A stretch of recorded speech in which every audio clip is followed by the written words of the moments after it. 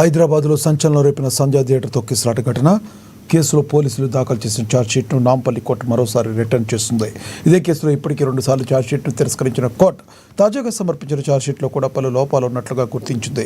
ఈ కేసులో సినీ నటుడు అల్లు అర్జున్తో సహా మొత్తంగా 23 మందిపై పోలీసులు అభియోగాలు మోపుతూ ఛార్జ్షీట్ను దాఖలు చేశారు. అయితే దాఖలు చేసిన పత్రాల్లో సరైన ఆధారాలు, సాక్ష్యాలు లేకపోవడం, సాంకేతికపరమైన లోపాలు ఉండటంతో కోర్టు దృష్టికి వచ్చింది. ప్రత్యేకంగా కేసుకు సంబంధించిన ఎవిడెన్స్ మెటీరియల్, హార్డ్ డిస్క్లు, సీడీలు, పెన్ డ్రైవ్లు వంటి డిజిటల్ సాక్ష్యాలను ఛార్జ్షీట్కు జత చేయకపోవడాన్ని కోర్టు తీవ్రంగా పరిగణించింది. దీంతో ఛార్జ్షీట్ను తిరిగి పంపిస్తూ లోపాలను సరిచేసి మళ్లీ సమర్పించాలని ఆదేశించింది.